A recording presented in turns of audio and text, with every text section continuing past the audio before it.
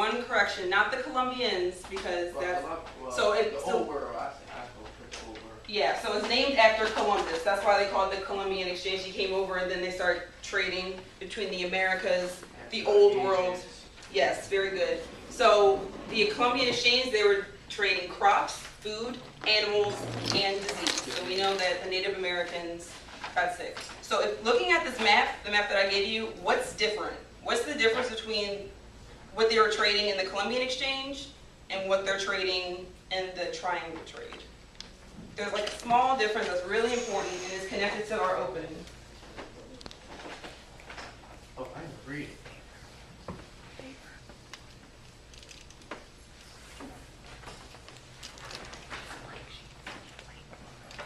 Oh, they were trading African men and women. Very good. Yep, that's the difference. So the difference between the Columbian Exchange and the Triangle Trade is the trade of African slaves.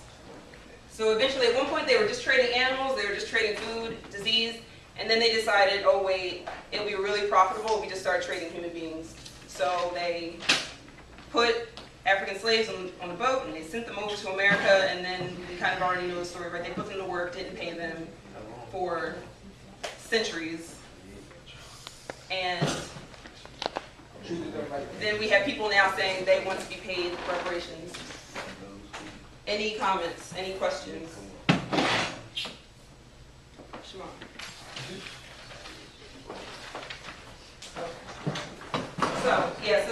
So that is how we're going to go into it, all right? So the rest of this lesson, we're going to be talking about the triangle trade, and we're going to be talking about the effects of slavery on Africa.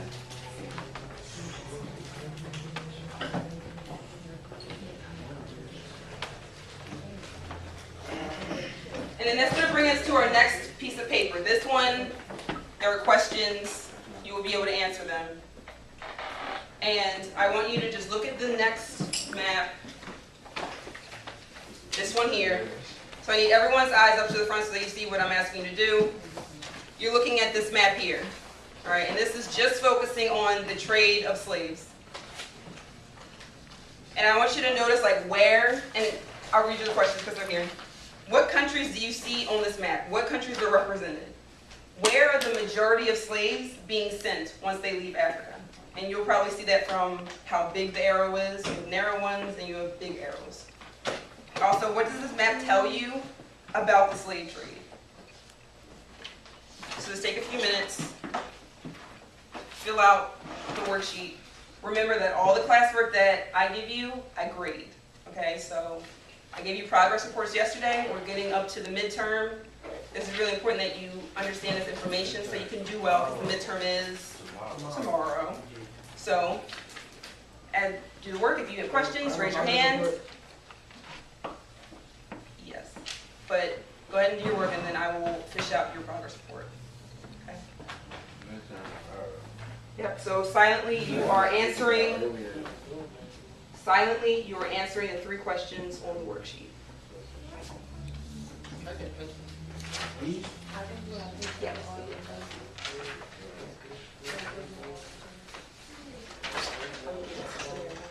Somebody stole my pencil. Don't like it, man. He got one. Come on, man.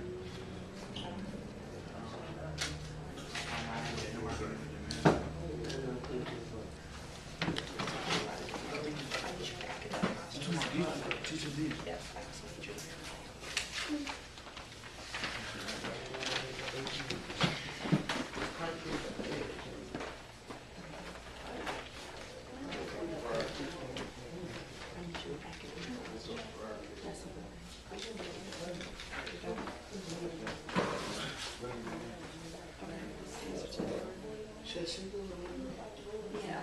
Okay. I'm sorry that. Okay. So just to clarify, for number 2, I asked you where I see here. I put in bold circle on the map where most slaves are going to. So I want you to tell me where most slaves going and then circle on the map. So I still want you to write as number 2 where they're going.